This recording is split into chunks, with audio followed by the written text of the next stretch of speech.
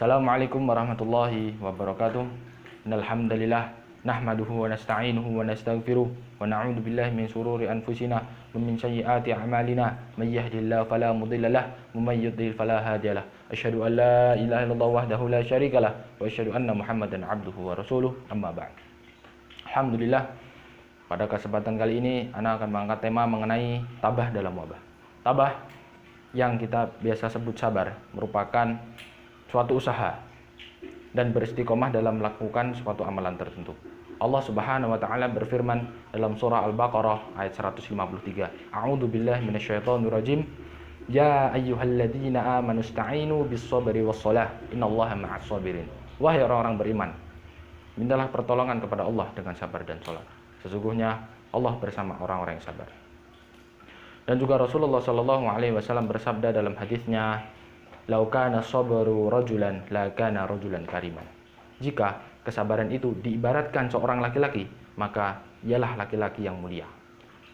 Mengenai wabah, Rasulullah sallallahu alaihi wasallam juga bersabda, "At-ta'una ayatur rajzi fatalallahu azza wa jalla bih nasan min ibadihi. Fa idza sami'tum bihi fala tadkhulu alaihi wa idza waqa'a bi ardi wa antum biha fala tafirru min." At-ta'un atau wabah merupakan suatu peringatan dari Allah Subhanahu wa taala kepada manusia dari kalangan hamba-hambanya. Jika kalian telah mendengar suatu wabah berjangkit di suatu negeri, janganlah kalian masuk ke dalam negeri itu. Dan jika kalian telah mendengar suatu wabah berjangkit di negeri kalian, janganlah keluar dari negeri kalian. Banyak sekali buah manis yang dapat kita petik dari kesabaran. Yang pertama, menghindarkan dari perilaku yang kurang bermanfaat atau bahkan menjerumuskan kita dalam dosa. Di antaranya yaitu ada emosi atau marah, gegabah dalam melakukan suatu amalan tertentu, dan masih banyak lagi. Rasulullah Shallallahu Alaihi Wasallam pernah bersabda, "An Abu Hurairah radhiyallahu anna rajulan qala lin Nabi Shallallahu Alaihi Wasallam, Ausini qala la taghdab, faraddada miraran la taghdab." Qala Rasulullah. Dari Abu Hurairah radhiyallahu an bahwasanya Rasulullah Shallallahu alaihi wasallam bersabda, ada seorang laki-laki datang dan berkata kepada Rasul, "Berilah aku wasiat." Selanjutnya Rasulullah mengatakan, "Janganlah engkau marah." Tetapi pemuda ini selalu mengulang pertanyaannya sehingga Nabi pun juga menjawabnya, "Janganlah engkau marah." Pada hadis ini Nabi Muhammad Shallallahu alaihi wasallam melarang umatnya untuk marah atau emosi, yang mana merupakan suatu hal yang kurang bermanfaat atau bahkan bisa menjerumuskan kita ke dalam dosa. Yang kedua yaitu mendapatkan martabat yang tinggi di sisi Allah Subhanahu wa taala. Allah Subhanahu wa taala berfirman dalam surah Al-Furqan ayat 75. Ulaika yujzaunal ghurfata bima sabaru wa yulaqawna fiha tahiyatan wa salama. Mereka akan mendapatkan martabat yang tinggi di surganya Allah karena kesabaran mereka. Dan juga di dalamnya terdapat sambutan dengan penghormatan dan salam.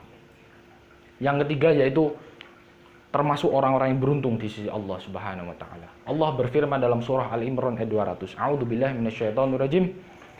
Ya ayyuhalladzina amanu sabiru wasabiru warabitu wattaqullaha la'allakum tuflihun. Wahai orang beriman, bersabarlah dan teguhkanlah, kuatkanlah kesabaranmu dan bersiap siagalah di perbatasan negerimu. Dan bertakwalah kepada Allah supaya kamu beruntung. Lalu apakah hubungan antara tabah dan wabah, antara sabar dan situasi dan kondisi saat ini? Yang pertama yaitu melatih kesabaran kita. Allah berfirman dalam surah Al-Baqarah ayat 286. A'udzubillahi minasyaitonirrajim. La yukallifullahu nafsan illa wus'aha. Laha ma kasabat wa 'alaiha maktasabat al-ayah. Allah Subhanahu wa taala tidak akan membebani suatu hambanya kecuali atas kemampuannya. Dan ia akan mendapatkan pahala atas kebaikan yang ia lakukan, dan ia akan mendapatkan siksaan atas kejahatan yang ia lakukan. Yang kedua yaitu melatih tanggung jawab. Sebelum situasi dan kondisi saat ini, kita dapat melaksanakan berbagai kegiatan dengan bebas tanpa batasan apapun. Namun saat ini kita harus melaksanakan beberapa tanggung jawab kita, baik itu atas kewajiban kita dengan beribadah kepada Allah Subhanahu wa taala maupun dalam muamalah atau kehidupan sehari-hari. Yang ketiga yaitu melatih keikhlasan kita. Allah Subhanahu wa taala berfirman dalam surah Al-Bayyinah ayat 5, "Wa ma umiru illa liya'budullaha mukhlishina lahu-d-din hunafa aw yuqimus sholata wa yu'tuz zakata wa dzalika dinul qayyimah." Bukankah mereka diperintahkan hanya untuk beribadah kepada Allah semata dan menjalankan agamanya dan melaksanakan sholat, mendirikan zakat, dan itulah agama yang benar. Dapat disimpulkan bahwa kesabaran atau tabah sangat dibutuhkan di setiap amalan-amalan yang kita lakukan. Sekian dari ana. Apabila ada kesalahan itu datangnya dari ana dan dari setan, dan apabila ada kebenaran datangnya dari Allah semata. Syukran hadza minni. Assalamualaikum warahmatullahi